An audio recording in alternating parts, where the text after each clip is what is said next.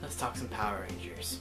Hello Tokusatsu fandom, this is Joshua Perry and welcome back to Tokutopics. Don't know what this was for, but got my handy dandy Ranger Key pillow, because you know, Ranger Keys, and if we're talking some Toku, we gotta have some Ranger Key pillows. Sure. So today was the season premiere of the brand new Power Rangers season 24, Power Rangers Ninja Steel. Here at noon on Nickelodeon, Power Rangers is back. It's been gone since November, when Dino Supercharged ended with a finale I have yet to see, along with 12 other episodes of Dino Charge, because I gave up on it. And Ninja Steel started today. I was a little hesitant about it. I, been there I saw all the news that came out for the show. I saw when the cast was revealed at PMC. I mean, I wasn't there, but I saw it online and everything. When the toys came out, haven't bought anything from it. I do have some Ninja toys, which was over here. It used to be right here, but it's over there now. And that is the Gamma Gamma Jew. And I also do have UFO Maru, which is from the Ninja, so there you go. But it premiered today. We got previews this past week. We got the theme song, I believe, with the previews, I think, is when it came out. And today was the first episode. And to kind of sum it up, I think the overall mood I was feeling was, I think the perfect way to sum it up was, I woke up at 11 today, and I was like, oh yeah, Power Rangers is on in an hour. Huh. And I pretty much completely forgot about it. I watched it, and I don't really know. It kind of just happened. It didn't, I didn't like it, but I didn't hate it. I kind of just, I wasn't expecting more. I was kind of expecting less. I thought they did a decent job with it.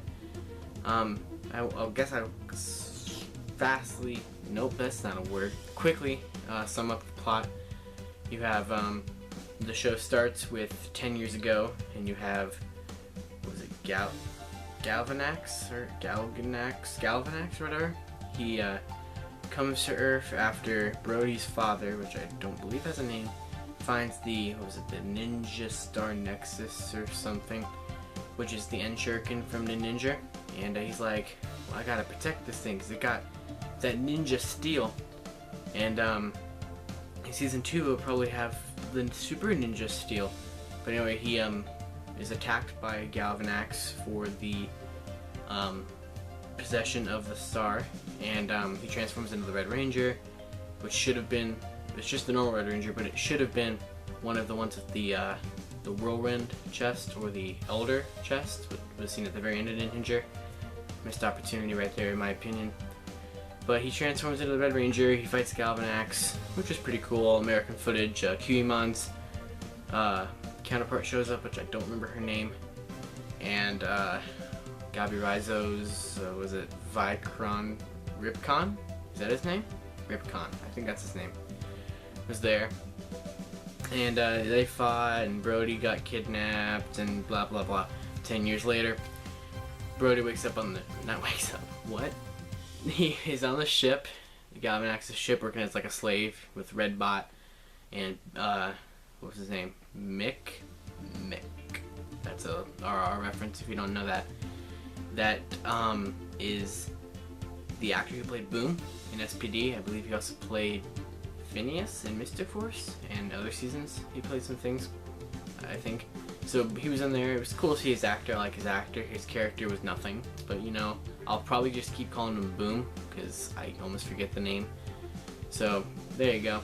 And basically they're talking about, oh, we gotta escape. Oh, we can't escape. And then you see the fighting game show thing that was teased about in the original, what's the word I'm looking for? The original synopsis for the series, which was kind of neat. They had the suits for Mick from Operation Overdrive and Venjix's, I believe, like first or second form, fight each other.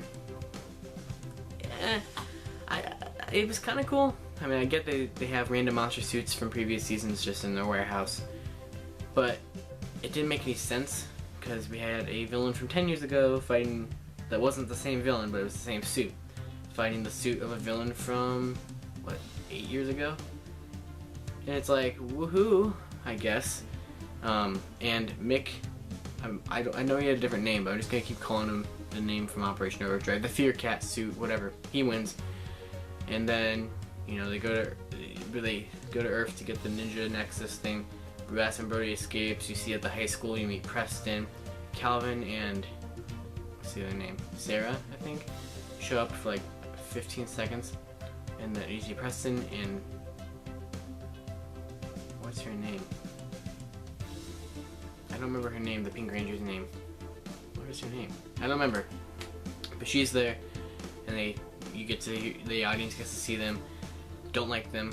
I don't think they're that great. I think the season will progress and we'll get a little bit more character development. I'm a little biased to liking Preston because I like Peter Sidarcio and Yoshi Sidarcio, or whatever. I mean, I do have a Dino Charger pack back there signed by Yoshi, so, and he was my favorite Dino Charge Ranger, one of my favorite Dino Charge Rangers, and I think Preston will be pretty high up there in the favorites of the the Ninja Steel Rangers. So you meet him and everything, and then they're like, oh, a crashed ship or whatever fell from the sky. And so they go there, then they get their powers, and they fight the Overcat?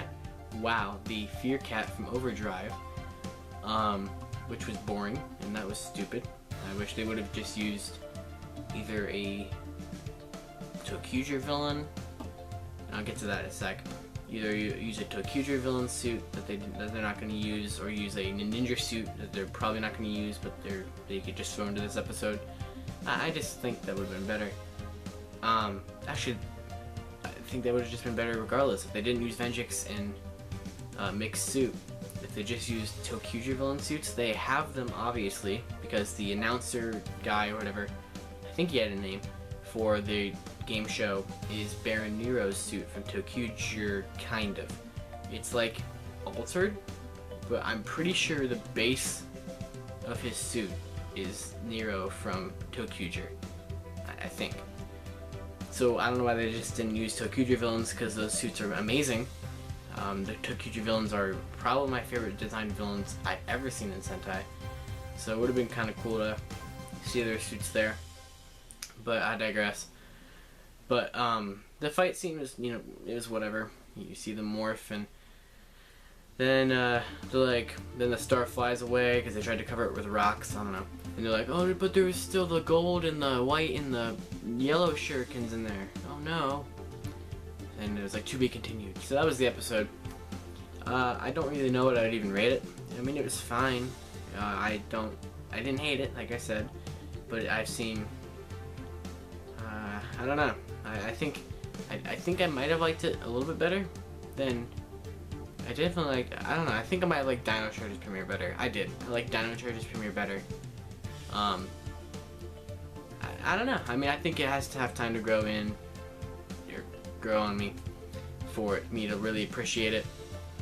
But I just hope the season doesn't go to shit like the other seasons.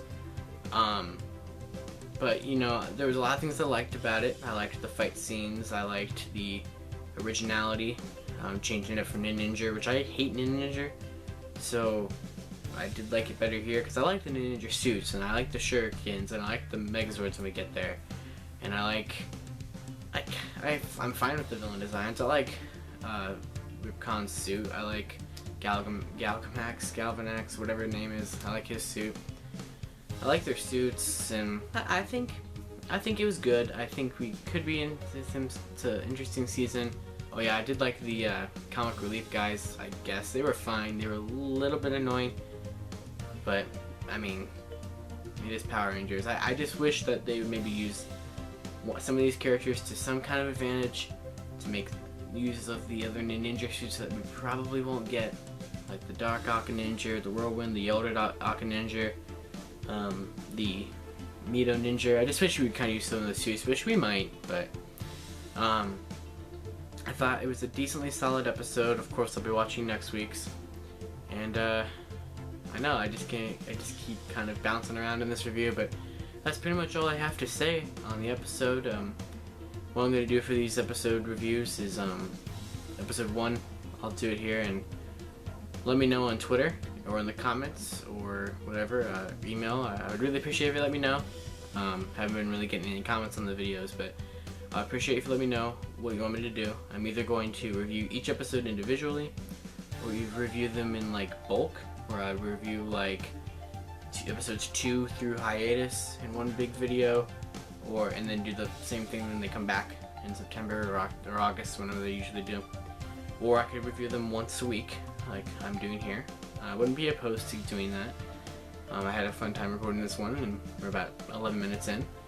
So, yeah, I think it was a decently solid episode. I'm looking forward to next week. I'm looking forward to getting my Ninja Ranger key set in, so I can have some kind of representation of the suits, since I'm not buying the Zords or the figures or the weapons or the morphers or the stars, because I think this toy line's pretty awful this year.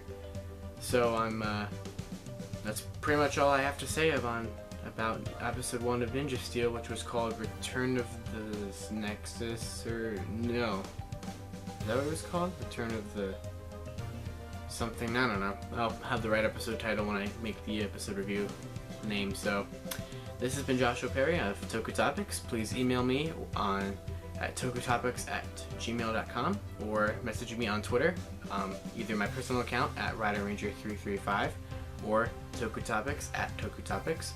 For any ideas about future videos, please comment, share, subscribe, and like. And I will see you guys in the next video, which I plan to have up soon, which is a top 10 video. First in a series of those. So, signing off.